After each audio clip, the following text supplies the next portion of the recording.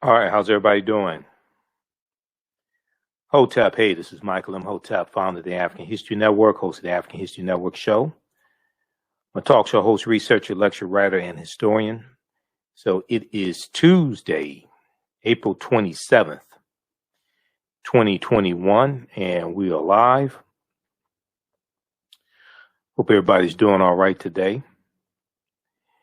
So I wanted to do a preview of a online course that I teach that's starting up Saturday, May 1st, 2021, called Ancient Kemet, the Moors, and the Maafa, Understanding the Transatlantic Slave Trade, what they didn't teach you in school. So a lot of you all know, a lot of you have heard me talk about this online class on my radio show.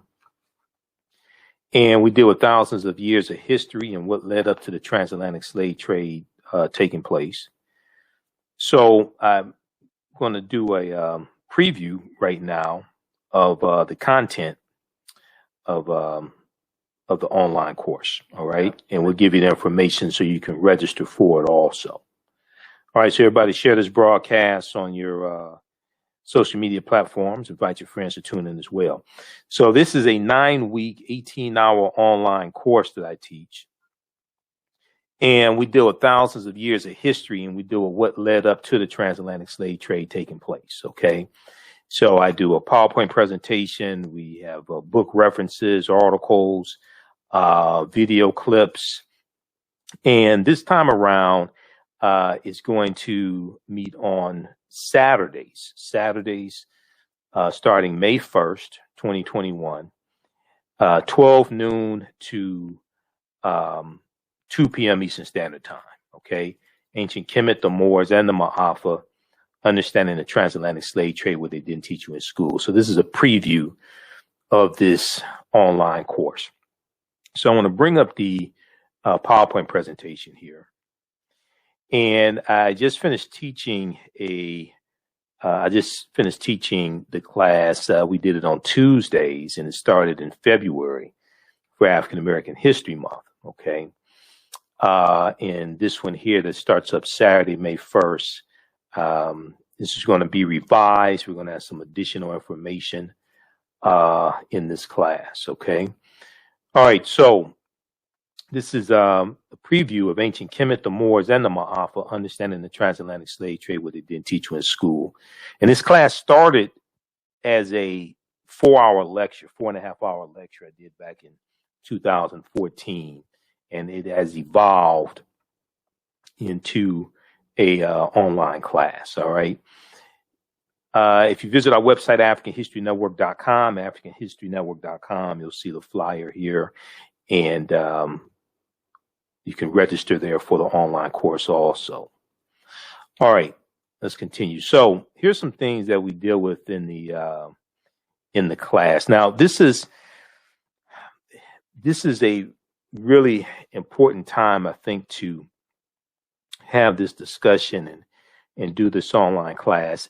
And around February of each year, you'll oftentimes hear about what I call Black History Month lessons gone wrong, or slave lessons gone wrong, things like this, right?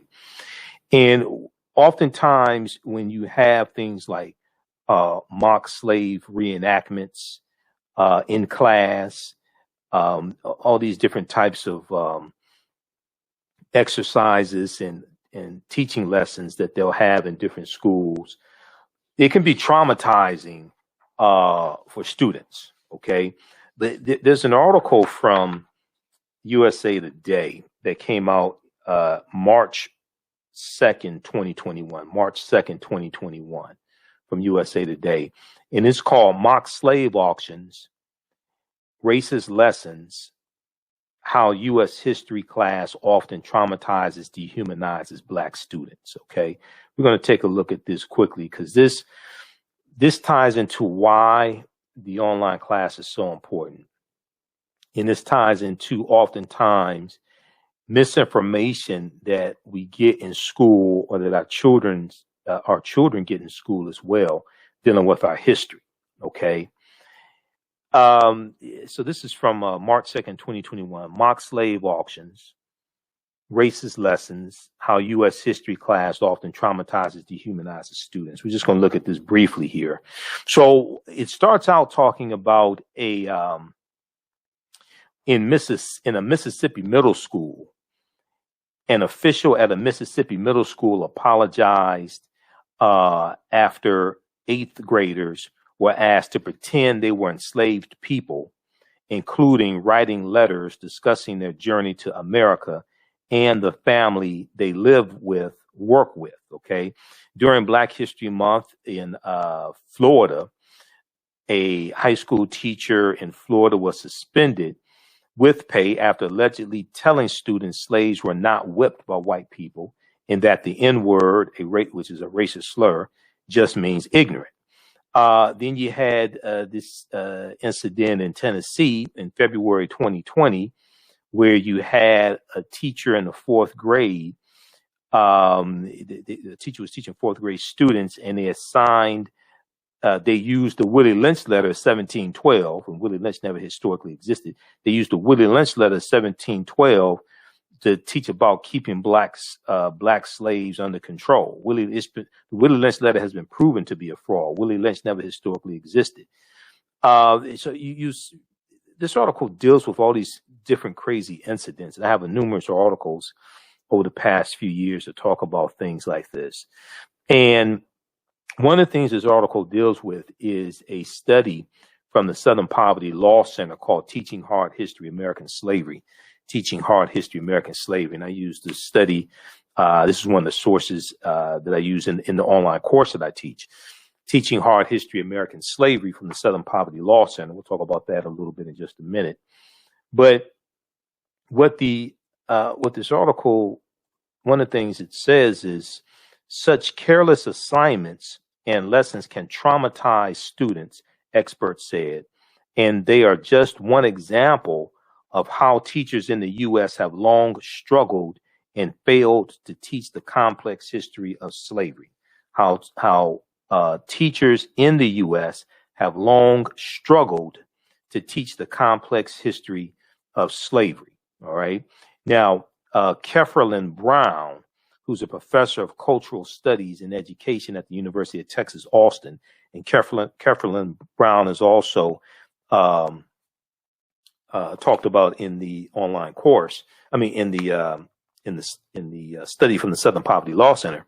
She said, unfortunately, slavery is addressed often in ways that are either marginalizing or it's the only way that Black people are brought into the curriculum. It's either marginalizing or the only way Black people are brought into the curriculum. Okay.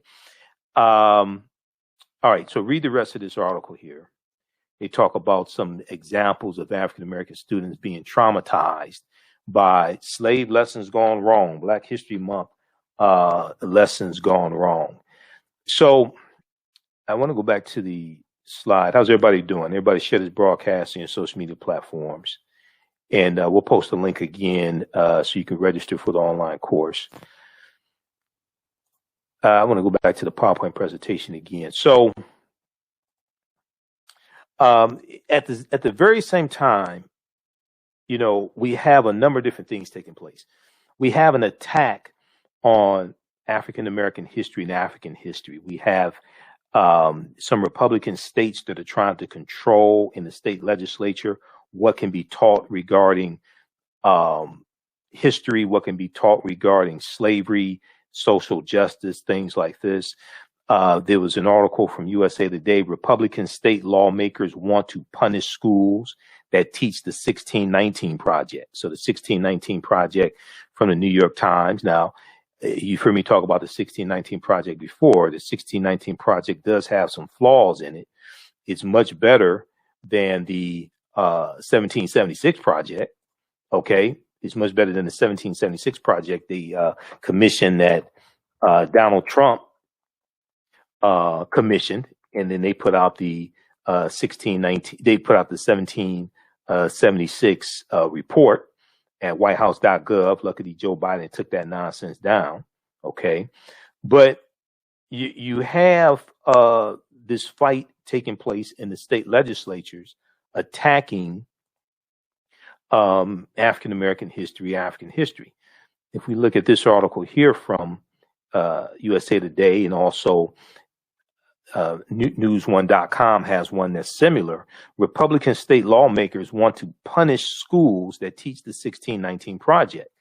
Okay, so it talks about how lawmakers in several state houses this year in 2021 want to stop lesson plans that focus on the centrality of slavery to American history as presented in the New York Times 1619 Project, previewing new battles in states over control of civics education. Okay, previewing new battles in states over control of civics education. Republican lawmakers in Arkansas, Iowa, Mississippi, Missouri, and South Dakota filed bills in January of 2021. If enacted, these bills would cut funding to K through 12 schools and colleges that provide lessons derived from the award-winning project known as the 1619 Project. The South Dakota bill has since been withdrawn. Now, some historians say the bills are part of a larger effort by Republicans, including former President Donald Trump, to glorify a more white and patriarchal view of American history that downplays the ugly legacy of slavery and the contributions of African Americans, Native Americans, women, and others to the nation's founding. Okay, so this is what's taking place. All right, and there's a concerted effort, especially surrounding the 400th year anniversary of 1619, and then we see a greater push, and even greater push now, and more momentum behind reparations. We see a concerted effort to try to suppress teaching this history in school. Okay, so this is what's taking place, and we see Republicans attacking us at the state legislature level.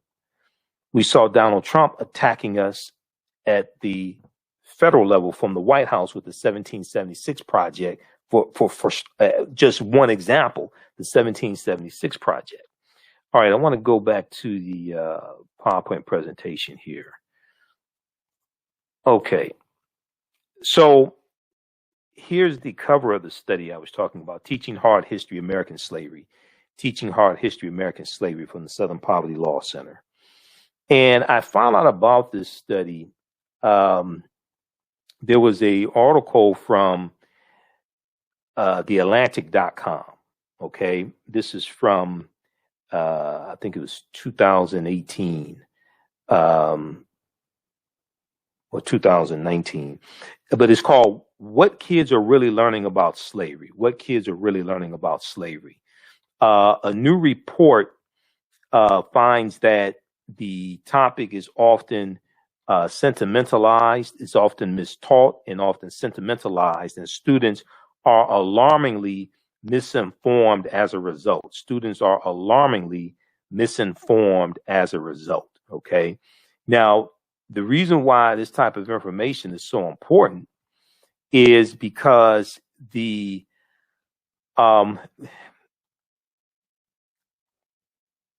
what you understand about a people, okay, what the way you treat a people is largely based upon how you think about a people.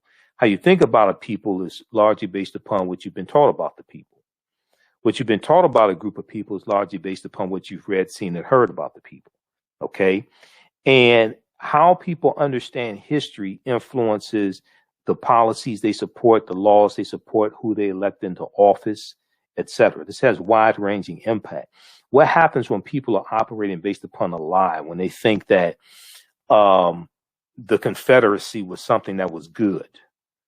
Okay, when they think when they embrace the Confederate battle flags or the Confederate flags of the Confederacy, and these were traitors to the Union.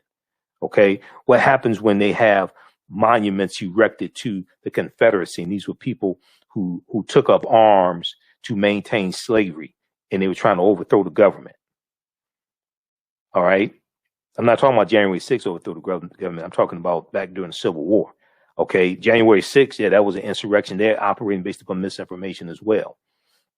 So if we look at this here now, this statue is a statue that was erected in 1876. It's called the Lincoln Emancipation Statue. It was paid for by former enslaved Africans, and it was erected in Washington, D.C. in 1876. And the statue has been criticized for representing the history of slavery from a paternalistic perspective. But very quickly here, if we look at some information that is in the study. So the study was they did two main things. They did an online survey of 1,000 high school seniors, to find out what they knew about slavery and the history of slavery. Okay. And then they also did a survey of about 1,700 social studies teachers as well. But a new report released by the Southern Poverty Law Center's Teaching Tolerance Project points to the widespread failure to accurately teach the hard and nuanced history of American slavery and enslaved people. Okay. The nuanced history of American slavery and enslaved people. Collectively, the report finds that slavery is mistaught, mischaracterized, sanitized, and sentimentalized, leaving students poorly educated and contemporary issues of race and racism misunderstood. Now, in what it describes as the first analysis of its kind, Teaching Tolerance conducted online surveys of 1,000 American high school seniors and more than 1,700 social studies teachers across the country. The group also reviewed 10 commonly used U.S. history textbooks, and it examined 15 sets of state standards to assess what students know, what educators teach, and what publishers include, and what standards are required vis-a-vis slavery. And here are some of their findings. Their findings are pretty disturbing. Among 12th graders, they found that only 8% of 12th graders surveyed could identify slavery as the central cause of the Civil War being fought. Only 8% of 12th graders surveyed could identify slavery as the central cause of the Civil War being fought. Okay. Now, fewer than 1/3 or 32% correctly named the 13th Amendment, 13th Amendment of 1865 as the formal end to U.S. slavery, with a slightly higher share of 35% choosing the Emancipation Proclamation. So the Emancipation Proclamation of January 1st, 1863, but the Emancipation Proclamation did not free the slaves, did not free the enslaved Africans. It's going to be the 13th Amendment of 1865 that's going to free the slaves. So when you go through and look at this study, you start to realize just how little high school seniors know about the history of slavery. And it probably also means their parents did not teach them either, because it probably means their parents don't know the correct information also. Now, fewer than half, or 46%, identified the Middle Passage as the transport of enslaved Africans across the Atlantic Ocean to North America. You can read this full article. This is from 2018, February 1st, 2018. This was the beginning of African American History Month. What kids are really learning about slavery? And this deals with the study from the Southern Poverty Law Center called Teaching Hard History American Slavery.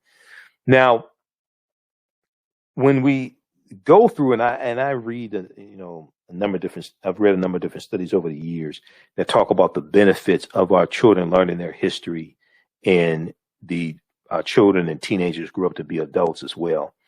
Uh, there was a study a few years ago that talked about the positive feelings about blackness improve the academic performance of black girls. New studies find that positive feelings about blackness improve academic performance for black girls. This was an article from the root.com. It talked about this study conducted by Professor Sharita Butler Barnes at Washington University in St. Louis. Believing that black is beautiful, believing that black is beautiful, an important mantra of self-acceptance and self-love, could pay major dividends in school. An article in the Journal of Blacks in Higher Education focuses on a new study from Professor Sharita Butler Barnes at Washington University in St. Louis, which finds that young black women with strong racial identity, are more likely to be academically engaged, curious, and persistent. More likely to be academically engaged, curious, and persistent. The survey looked at 733 African American middle and high school girls in 3 socioeconomic school districts, according to the Journal of Blacks in Higher Education. Now, the study is called Promoting Resilience Among African American Girls, Racial Identity as a Protective Factor. And it was published on the Child Development Journal website. And the study found that feeling positive about being black, along with feeling supported by their schools, correlated with the girls' greater academic motivation. Okay, feeling supported, feeling positive about being black, along with feeling supported by their schools, correlated with the girls' greater academic motivation. Researchers also found that feeling good about your racial identity could act as a buffer for students in hostile or negative academic environments. Okay,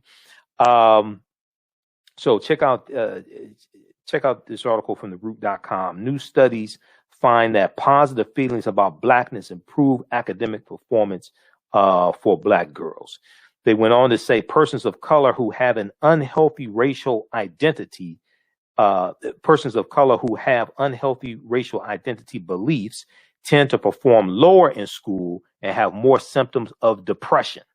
We found that feeling positive about being black and feeling support and belonging at school may be especially important for African American girls, classroom engagement, and curiosity.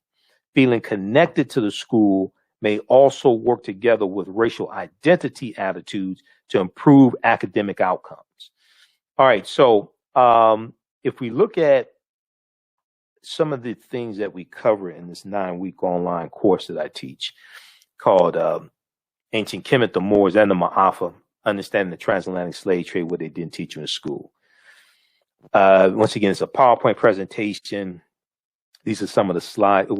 You're going to see some of the slides I use in the class. We have book references, articles. There's about 50 articles that I reference. It's going to be about 60 now because I'm going to reference some new archaeological discoveries that had just happened in like the last month or so. But we deal with things like, what was the transatlantic slave trade? What were some of the events that led up to the transatlantic slave trade starting? Because I try to deal with all of these historical events, try to deal with it chronologically and take you throughout history. Okay, deal with thousands of years of history and take you to what leads up to the transatlantic slave trade taking place, so we can understand cause and effect. What were some of the events that led up to the transatlantic slave trade starting? What role did Christopher Columbus play? Columbus is crucial, essential to the spread of slavery. Okay, Columbus and his 4 voyages starting August 3rd, 1492, when he set sail on the Nina, Nepenthe, and Santa Maria. We know the lands that Columbus is conquering, like Haiti and Puerto Rico and Honduras and Panama, the Bahamas. They're setting up plantations. He's conquering on behalf of the Spanish crown. They're setting up plantations. They are enslaving the native people, decimating the population of native people, extracting gold and silver and different things like this, mineral wealth from the various lands they're conquering, and setting up plantations, especially sugarcane plantations. Okay, so Columbus is crucial for the spread of racism and slavery and capitalism and the exploitation of indigenous people. So we deal with Christopher Columbus and what led up to Columbus setting sail also in 1492. And that gets into the 800-year occupation of Europe by the Africans known as the Moors. When did Africans first come to the U.S. As slaves? Okay, as enslaved Africans. Did Africans sell themselves into slavery? When were African people in America before the transatlantic slave trade? Which is extremely important. And one of the problems is that oftentimes when we deal with this history, we start like,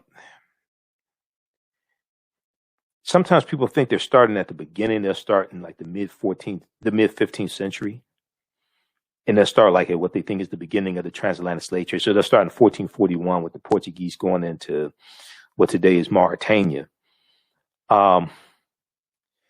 But you have to understand hundreds of years of history that leads up to this taking place. Okay. And the Europeans were dealing with the African Moors and fighting against the Moors for hundreds of years leading up to 1441. They didn't just, that the mid 15th century was not when Europeans first came in contact with African people. No, the Moors had going to the Iberian Peninsula today known as Spain and Portugal in 711 AD. They're taking teachings from ancient Kemet, ancient Egypt into Europe. These teachings are going to bring the Europeans out of the Dark Ages, and it's going to save Europe. And it's going to save Europe to our detriment. Because everything that we taught the Europeans came back to kick us in the behind. And one of the sources I use in the class is the book by Dr. David Imhotep, The First Americans Were Africans, Documented Evidence. He's a friend of mine. I've interviewed him a number of times.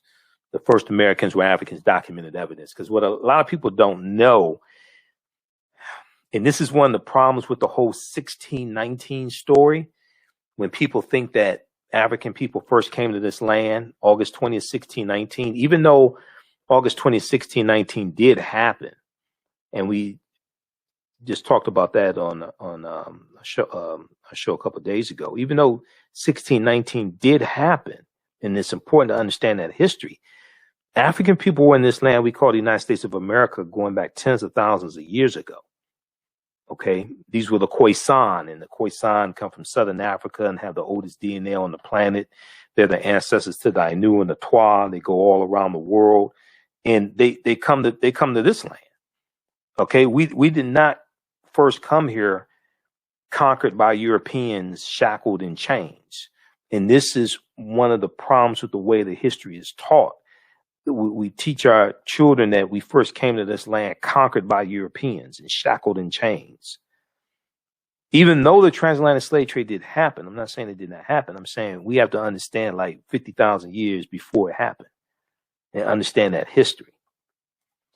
Okay, so we deal with the 800-year occupation of Europe by the Africans known as the Moors, shocking archaeological discoveries that are causing experts to rethink everything. And, you know, these archaeological discoveries are taking place like every week, every other week. If you read National Geographic, Washington Post, New York Times, they all have articles dealing with all these shocking archaeological discoveries. We look at, there was a lost city a lost city in Egypt that was just discovered that dates back about 3,000 years ago. Okay, the lost city of Egypt. And we talked about that on my radio show. Um, actually, this article right here from NBC News talks about it.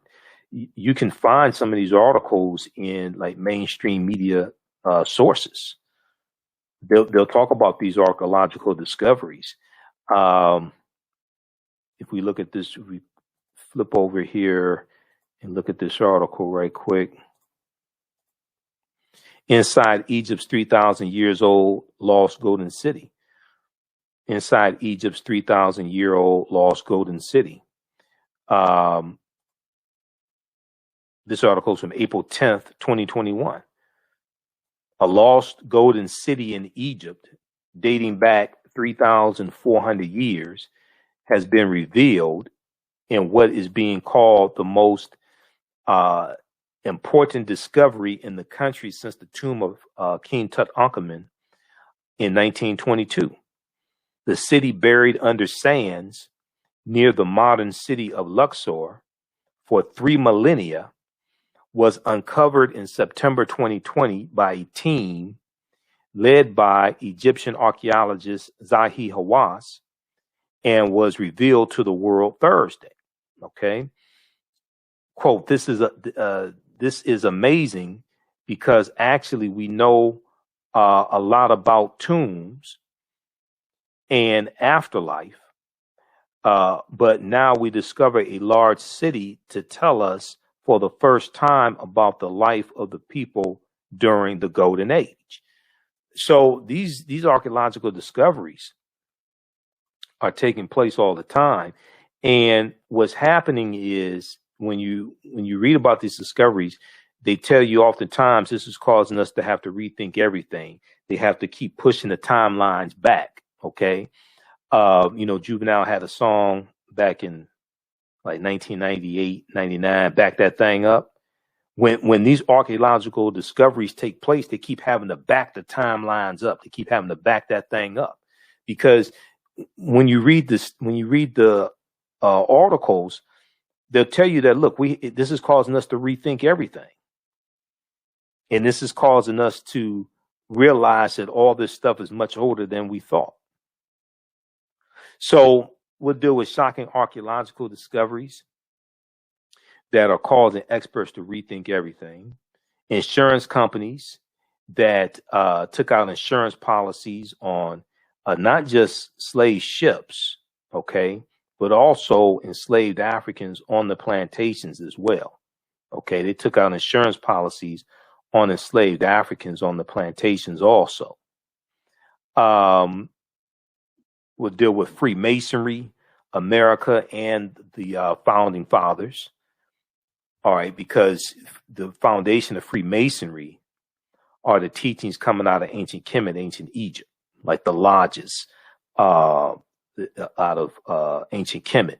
All right, and this is going to form the foundation of the teachings of Freemasonry. We deal with the origins of the term America, Africa, and others as well.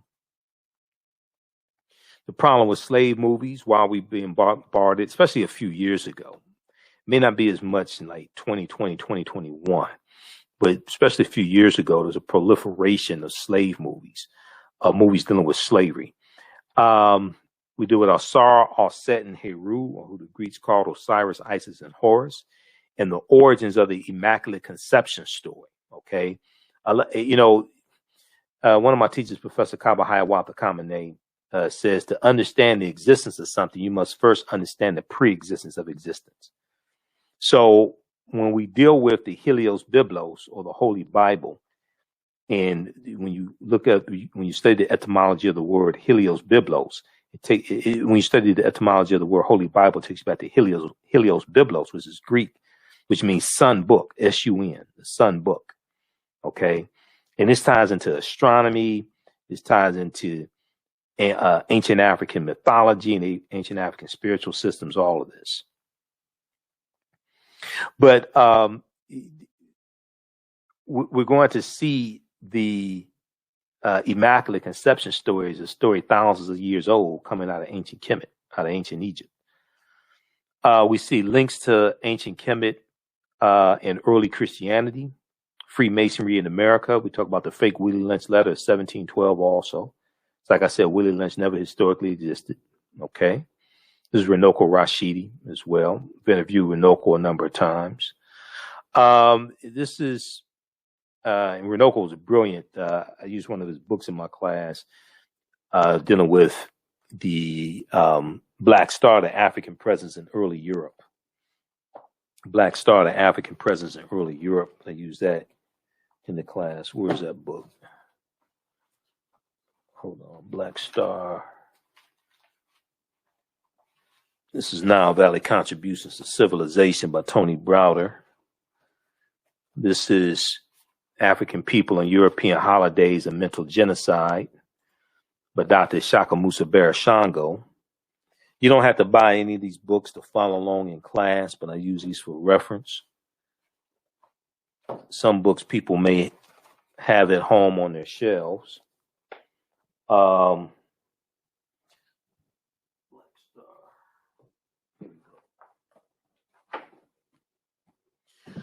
Yeah, Black Star, The African Presence in Early Europe by Runoko Rashidi. Also, this deals a lot with the history of the Moors.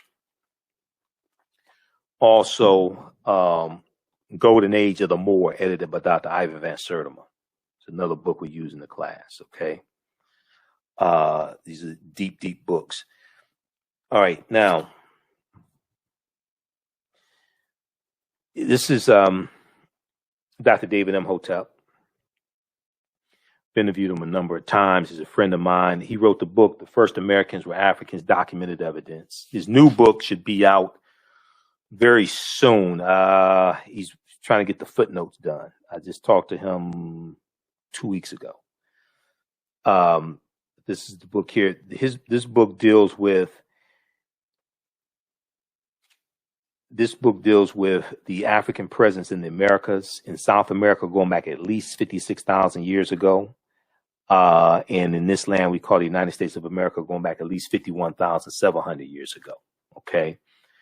The first Americans were Africans, documented evidence. So his book is backed up by 713 footnotes that thoroughly document an African presence in North, Central, and South America. If we look at this here, page 14 of his book deals with the discovery that came out of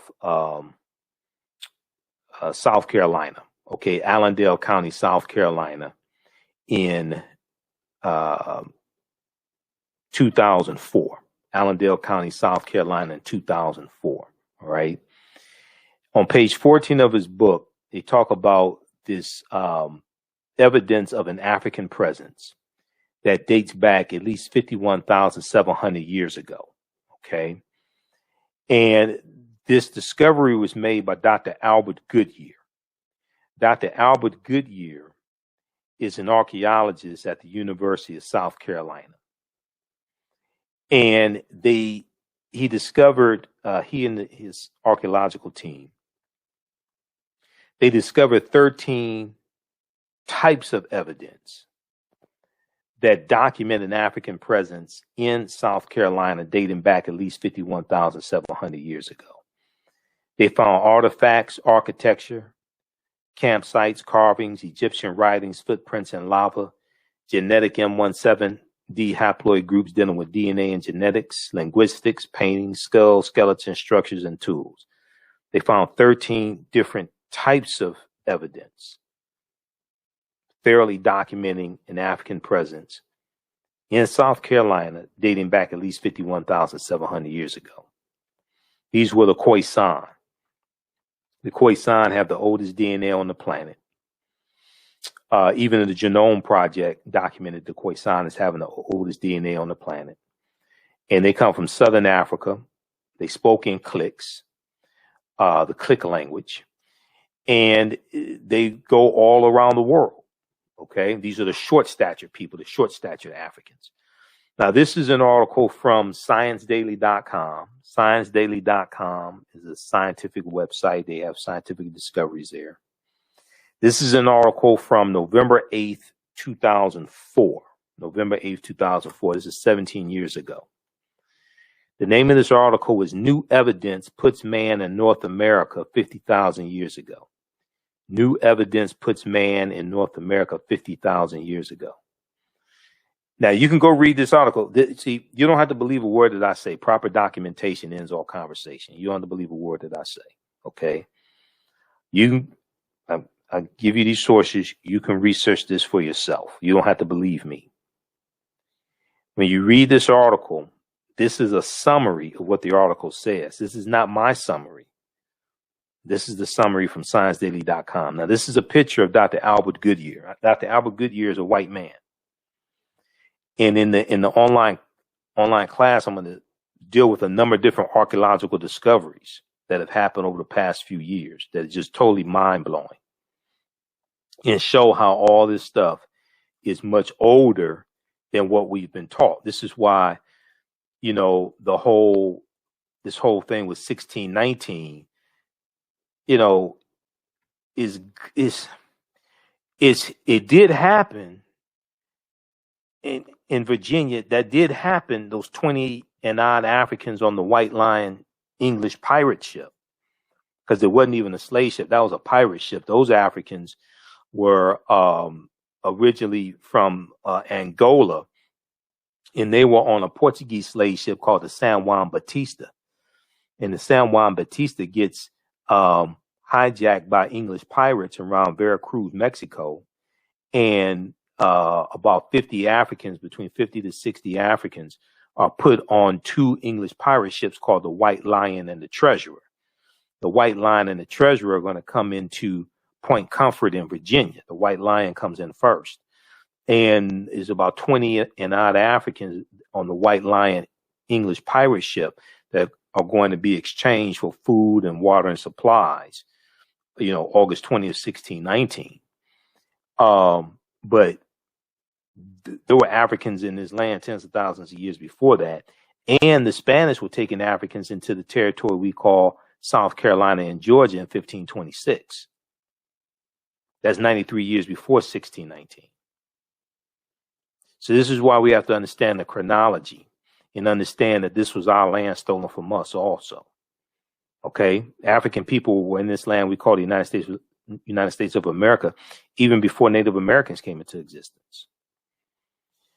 So when we look at this article, it says, the summary says, radiocarbon tests of carbonized plant remains where artifacts were unearthed last May along the Savannah River in Allendale County by University of South Carolina archaeologist Dr. Albert Goodyear indicates that the sediments containing these artifacts are at least 50,000 years old, meaning that humans inhabited North America long before the last ice age.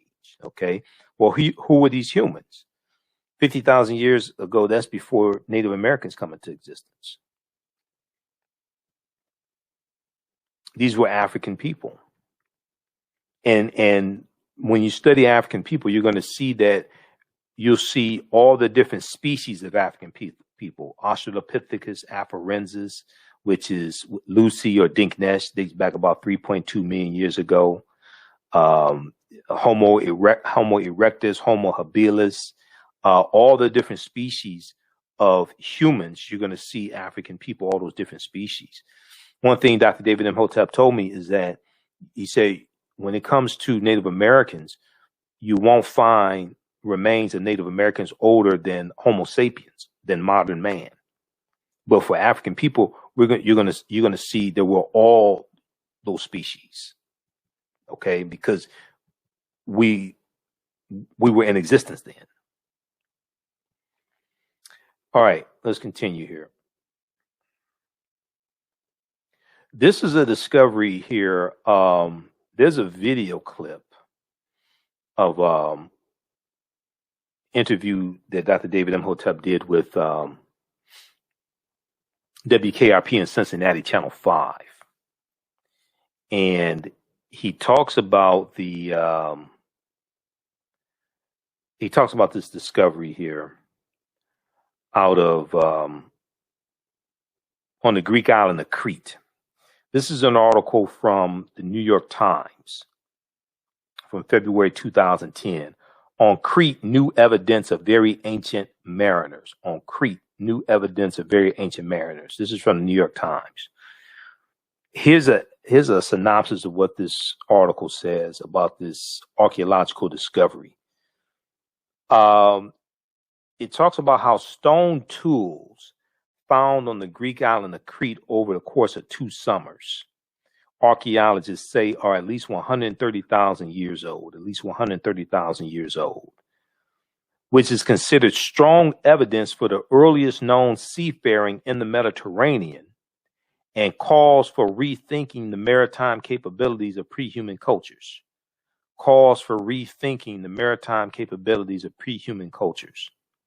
Now, Crete has been an island for more than 5 million years, meaning that tool makers must have arrived by boat. So this seems to push the history of Mediterranean voyaging back more than 100,000 years, specialists in Stone Age archaeology say. So they're saying, wait a second, we thought that seafaring in the Mediterranean only dated back about 12,000 years or so. Okay, so this seems, but this discovery seems to push back seafaring in the Mediterranean 100,000 years ago.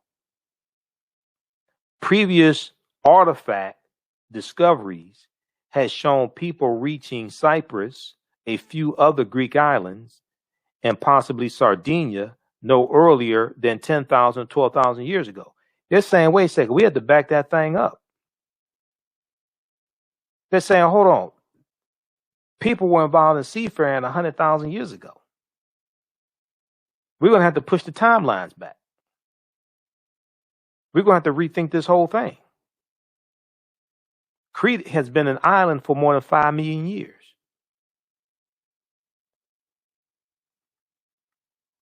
Read this article from the New York Times. On Crete, new evidence of very ancient mariners. This article is 14 years old. I mean, let's just say 11 years old. This article is 11 years old. So we'll deal with, a number of different archaeological discoveries to try to, because what I have to do, I want to lay a foundation for us to be able to build upon. Okay. We want to lay a historical foundation for us to be able to build upon and go through our history and see how these archaeological discoveries tie into history and cause us to have to rethink history. This is before we can deal with the transatlantic slave trade. We have to deal with thousands of years of history. Okay. There was one discovery in Egypt back, it may be about 8 to 10 years ago. They found 17 pyramids buried underneath Egypt. Okay. They found 17 pyramids buried underneath Egypt. And we can look at this one here. This is NBC News once again. I have numerous sources, but we'll just look at NBC News just for, because it's the one I get my hands on the first. They used it's a satellite that's something like about 450 miles above Earth or something. It uses infrared technology to see underground. Okay, let's look at this article here. 17 lost pyramids discovered in Egypt by space scientists. 17 lost pyramids are believed to have been found in Egypt by a team of space archaeologists from Alabama, according to a report. I've been to Alabama. I mean, going to Alabama, you may think you're on another planet, but I mean, this is from This is from May 25th, 2011. Okay. May 25th, 2011. 17 lost pyramids are believed to have been found in Egypt by a team of space archaeologists from Alabama, according to a report. Sarah Parkak and her team at NASA-sponsored laboratory, at a NASA-sponsored laboratory at the University of Alabama at Birmingham made the discoveries using a satellite survey and also found more than 1,000 tombs and 3,000 ancient settlements in infrared images that show up buildings underground, BBC News reports. The BBC said that 2 of the suspected pyramids have been confirmed by initial excavations. Now, I remember I talked about this on my show when this discovery was made. This is 2011. This is 10 years ago. Okay. But what happens is it's a satellite that uses infrared technology to see underground. Okay. The BBC made a documentary about Sarah Parkak's work called Egypt's Lost Cities. Okay. And that aired like late May 2011. Okay, so they talk about Akhenaten, Zahi Hawass. But looking when you look at this, what happens is they use infrared. It's a satellite that uses infrared technology to see underground. And because I read other articles dealing with this discovery, and they found 17 pyramids buried underneath Egypt. Okay, so you have civilizations on top of civilizations. But they found 17 pyramids buried underneath Egypt as well as some other things. So this is just an example. You can research that. All right, let's go back to the slideshow for just a second here. So these are some of the topics that we deal with in the online course: ancient Kemet, the Moors, and the Maafa. Understanding the transatlantic slave trade, what they didn't teach you in school. Okay, this is a 9-week online course. We deal with thousands of years of history and what led up to the transatlantic slave trade taking place. Class starts Saturday, May 1st, 2021, 12 noon to 2 p.m. Eastern Standard Time, 12 noon to 2 p.m. Eastern Standard Time. We're going to post a link here. You can register for the online course. It's 9 weeks. You can watch from around the world. We do the class live. All the sessions are recorded. You can go back and watch them over and over again. As soon as you register, you can start watching the content from the class that just ended. Okay, I just finished doing a 10-week class, so you can watch that content. And the class is regularly $130. Is on sale $80. We do a PowerPoint presentation, have book references, articles, everything.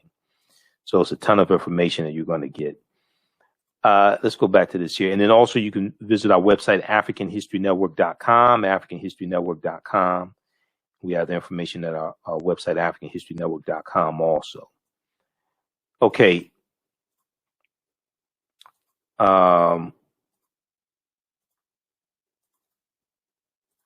Let's continue here. So another thing that we talk about is the Druids. Okay. And this ties into ancient Africa, and this also ties into the St. Patrick, the British slave named Patrick, St. Patrick, and St. Patrick's Day, March 17th. But when we look at the Druids, Druid means he who knows in Old Irish, okay? And the Druids were studying something called the Gnosis, which means the true knowledge. And they get their knowledge from ancient Kemet. They're dealing with a watered-down version of teachings coming from ancient Egypt, okay? From ancient Kemet, Nile Valley region of Africa. If you read Nile Valley Contributions to Civilization by Tony Browder, pages 193 and 194, and we use Browder's book in the class also, he talks some about the Druids, all right? And Pope Celestine I in 432 AD sends a British slave named Patrick into Ireland to convert the Irish to Christianity. Okay. Now, at this point in time, at 432 AD, 5th century AD, the Catholic Church does not exist. You have the Eastern Orthodox Church at this point in time. Catholic Church does not exist. Catholic Church is going to come into existence in mid 11th century AD. So I know people talk about the First Council of Nicaea, 325 AD. They talk about the Catholic Church. Catholic Church doesn't exist in 325 AD. You're dealing with the Eastern Orthodox Church. Okay. That's why you want to really deal with the timelines and understand this chronology of history. But the Druids are dealing with a watered down version of teachings coming from ancient Kemet that are in conflict with Christianity. And Pope Celestine I is sending Patrick in to Ireland to convert the Irish to Christianity. And Patrick and his army, they killed thousands of Druids and forced Christianity on the Irish. Okay. He's also credited with introducing the Latin alphabet into Ireland as well. Now, Christianity was already in Ireland because it was another person, who was a bishop, I think, who went into Ireland like a year before. But he gets credited with converting a lot of the Irish to Christianity. Okay. And then the term frigatriskaidekaphobia, that deals with a fear of Friday the 13th. Frigatriskaidekaphobia. And Frigga or Freya or Freya was the wife of Odin in Nordic mythology, and Odin was the father of Thor. So when you study the origins of the days of the week, the names of the days of the week, a lot of that ties into Scandinavian mythology. Wednesday was Woden's day or Odin's day. Thursday was Thor's day. Friday is named after Freya or Freya or Frigga, depending upon which European language you're talking about. But if Freya or Frigga is the wife of Odin, and this is where Friday comes from. The word Friday comes from Frigga. So frigatriskaidekaphobia means the fear of Friday the 13th. Okay. So like this discovery here, this deals with the lost city, another lost city of Egypt that was swallowed into the sea around 12,000 years ago. This is an article from news.yahoo.com. Sunken Egyptian city reveals 1,200-year-old secrets. This deals with Tanis Heraklion, a lost city of Egypt. This is what they found, some of the artifacts that they found.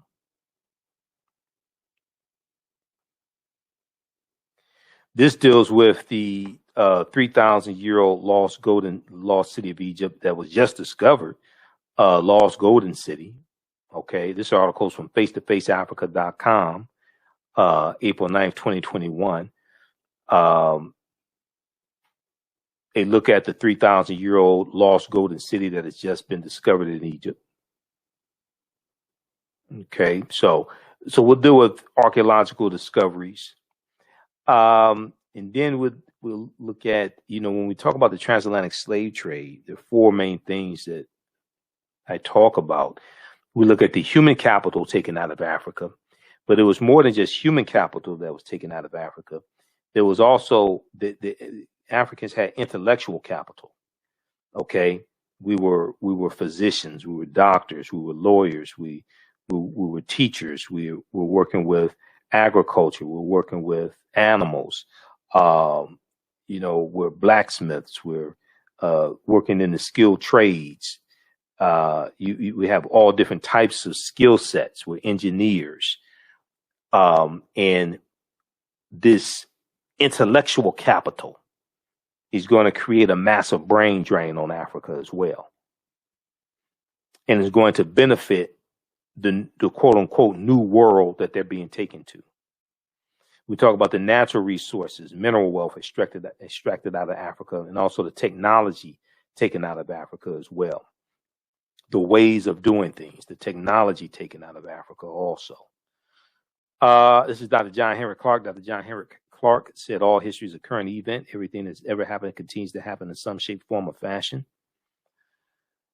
Dr. Wade Nobles, psychologist, he said, power is the ability to define and shape reality and have other people accept your definition of reality as if it were their own. Power coming from the Latin word potere, meaning to be able. And when we deal with this history,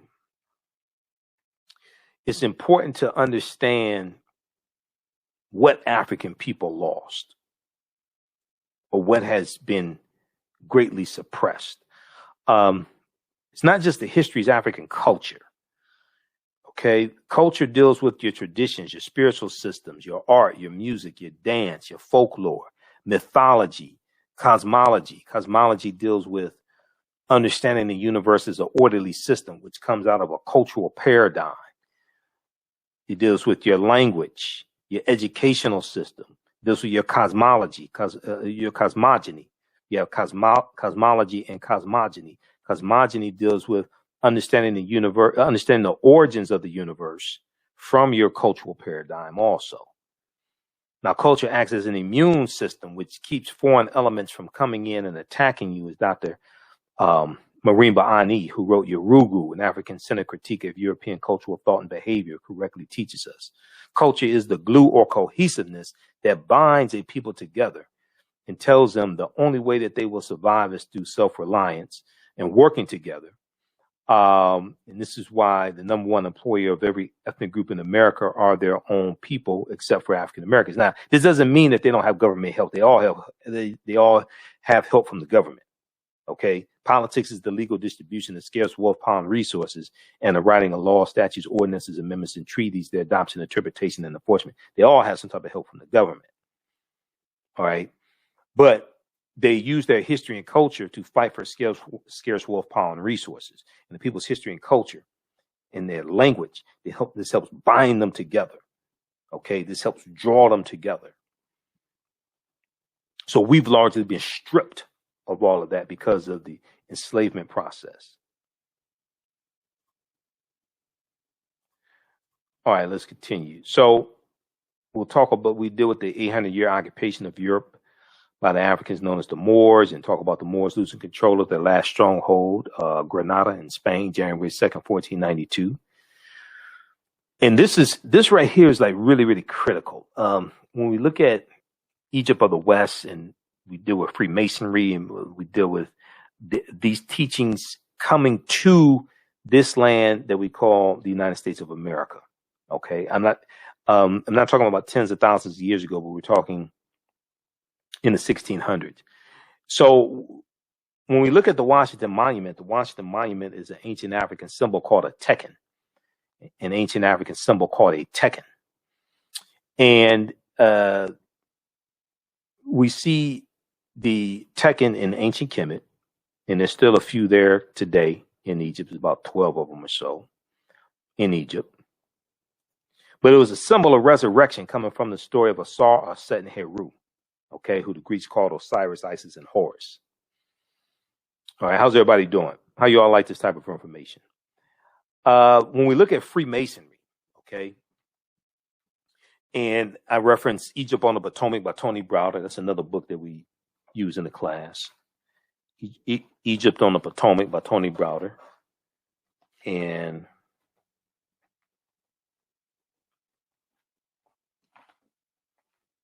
I don't know where my copy of the book is. It's around here somewhere.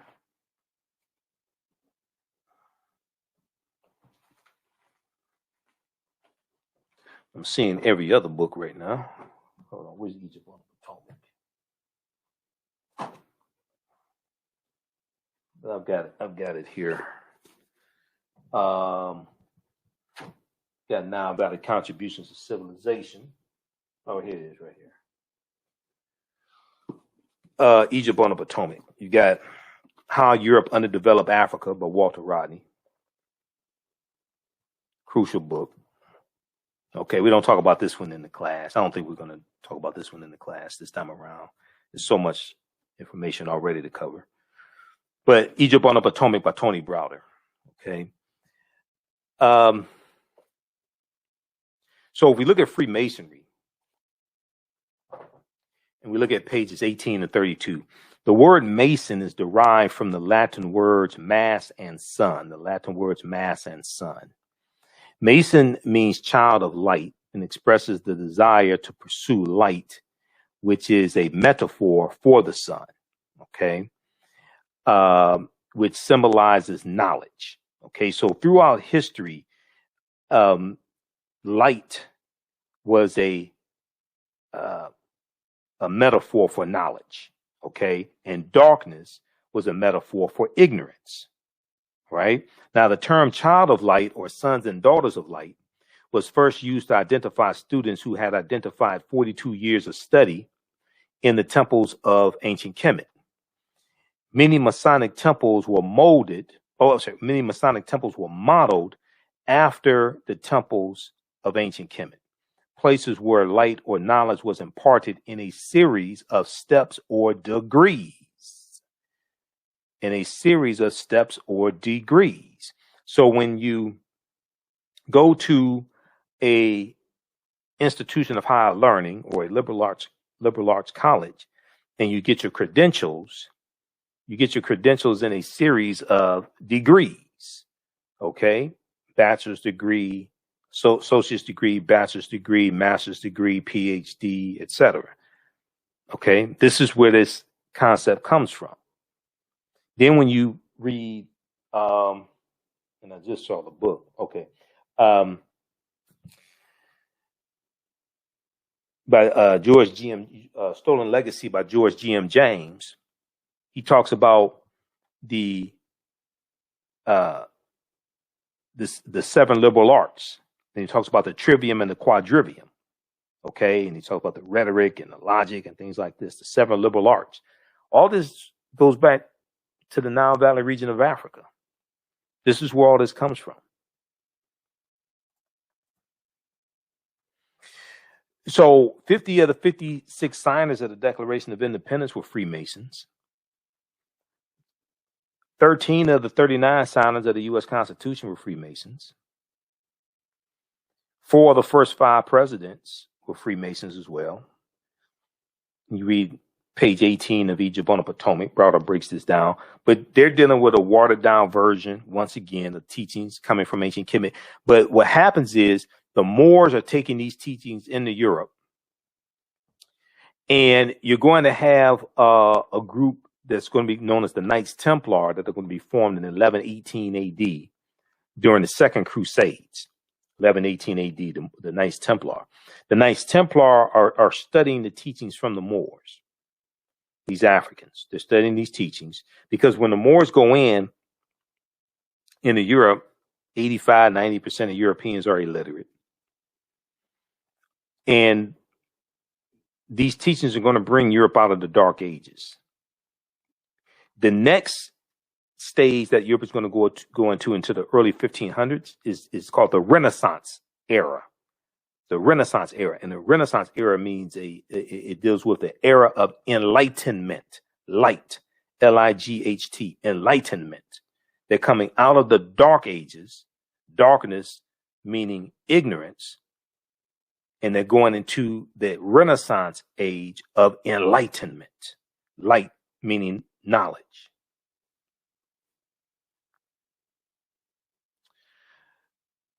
Okay, let's continue here. So this is a deep history. So we take you through this history, deal with this chronologically, leading up to the transatlantic slave trade. So here's a famous statue of, now what I say may go outside the circumference of some people's awareness. Just because you never heard it before, disagree with it, or don't like it does not mean it's not true. It just means you have to do some research to understand what I'm talking about. Okay. So here is the first holy trinity of Asar, Set, and Heru, who the Greeks called Osiris, Isis, and Horus. Even when you look at Notre Dame, a few years ago when the Notre Dame Cathedral caught fire, they were talking about some of the history of Notre Dame, and Browder talks about this in Nile Valley Contributions to Civilization. Okay. But if you research Notre Dame Cathedral, you'll find that Notre Dame was built on the remains of two temples. Okay, one of those temples was dedicated to Isis. Isis is who the Greeks called Auset. So you're going to see this mythology, and you're going to see this history hitting different cultures, different groups of people, different cultures, and influencing different groups of people. So one of the things I like to talk about is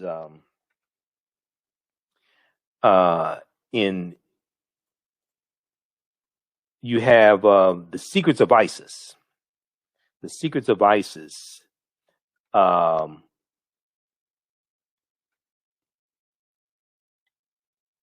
You have the live action show came on Saturday morning called The Secrets of Isis.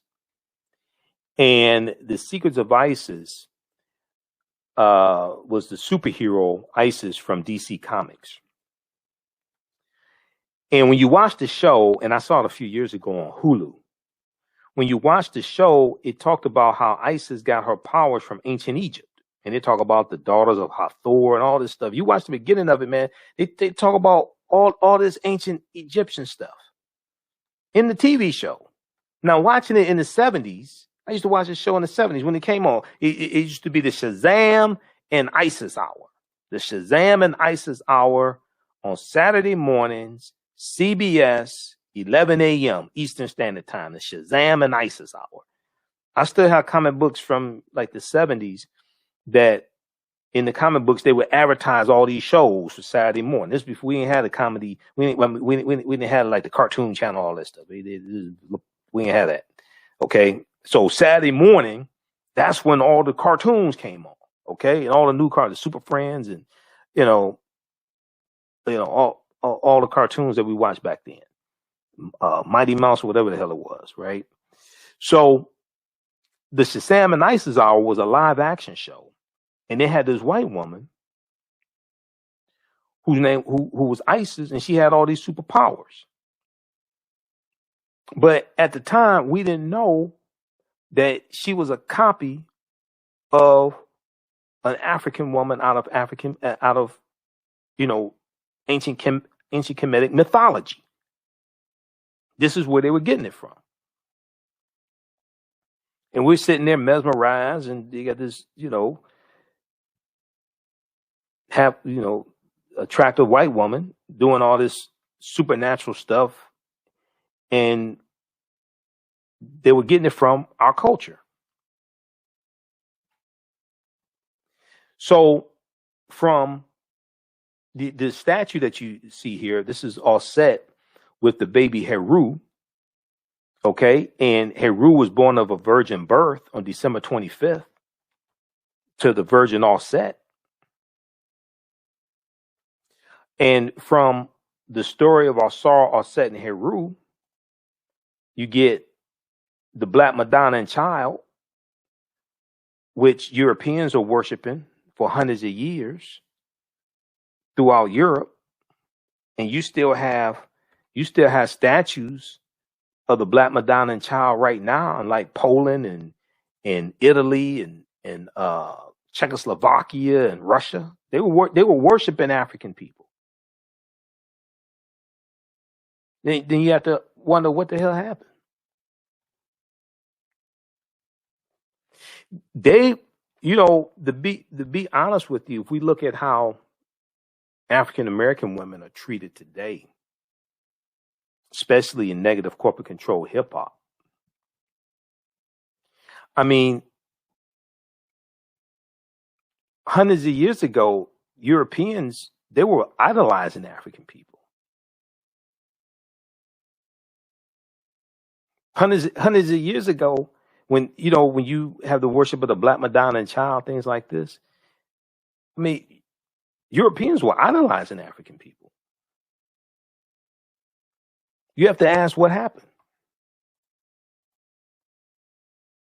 Then you get the decolorized version, okay? Because see, as Europeans are coming out of the Dark Ages, and as you have a rise in European powers and they're conquering people's land, and you have a rise in European powers, then you have a a um, a rise in the European phenotype. As you go into the early 1500s, things like this, you have a rise in the European phenotype, and what's going to take place is a lot of these different traditional figures and mythological characters, etc. A lot of these are going to be reinterpreted as European figures. So Hercules was African. Hercules gets reinterpreted as European. You had the Black Madonna and Child. Okay. And this gets reinterpreted as European. You have Michelangelo painting the Sistine Chapel, okay, in the early 1500s, and he uses his relatives as the model for Adam and Eve, okay, and he depicts God as being a European. Okay, so what happens is you have a rise in the European powers coming out of the Dark Ages. You're going to have a rise in the European phenotype.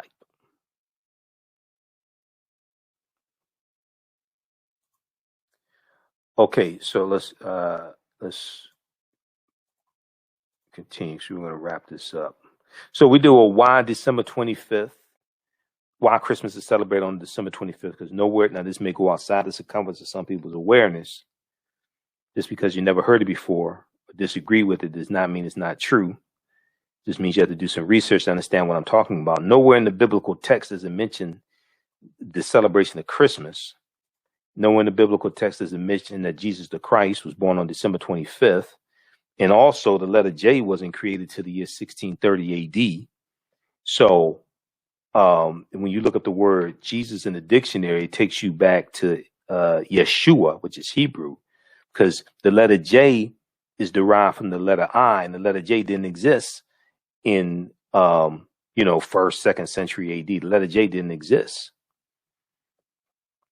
But and also the celebration of Christmas didn't exist either. The word Christmas, that comes into existence in about mid 11th century AD also. Okay, so one of the mistakes that's oftentimes made is that a lot of times people think the way that we do things today is how we've always done it. Even when you study Christianity, right? Early Christianity looked a lot like traditional African spiritual systems. Early Christianity is different. It was a lot different than the way people celebrate Christianity today, because the way people celebrate Christianity today, a lot of that is shaped by those 21 ecumenical councils held between 325 AD to 1870. The first Council of Nicaea, Council of Chalcedon, Council of Constantinople, Council of Ephesus, things like this. And they're going to shape what people believe, how they practice Christianity. They're going to shape what's the books taken out of the Bible, the books left in the Bible. Okay, so that's going to evolve over a course of hundreds of years.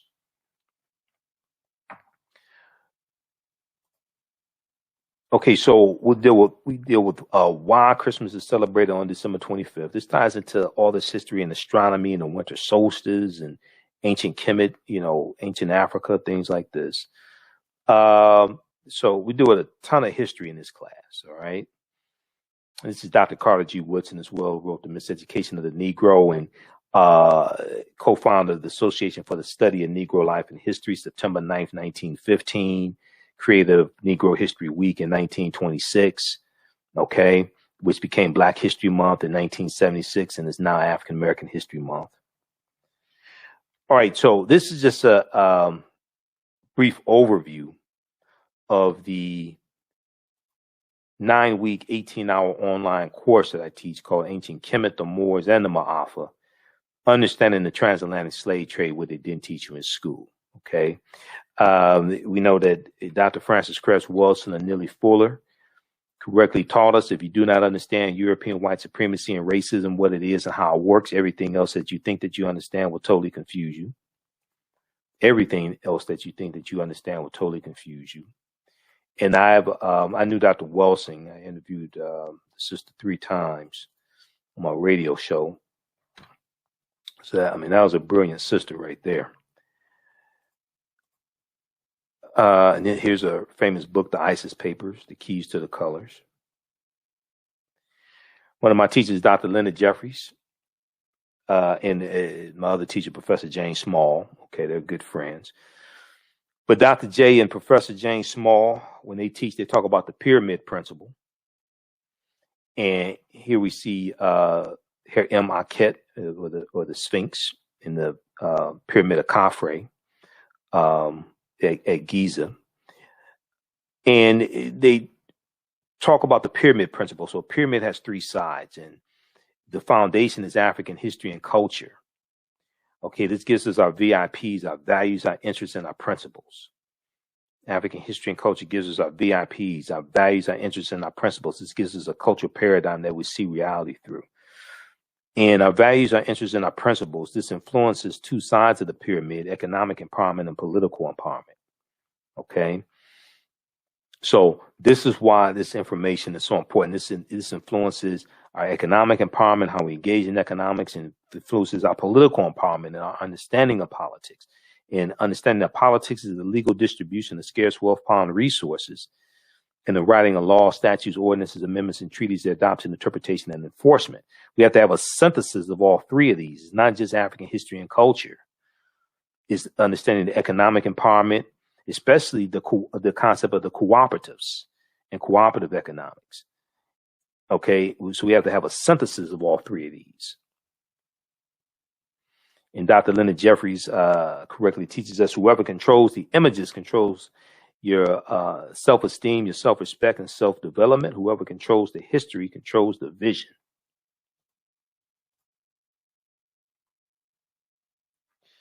All right, so that is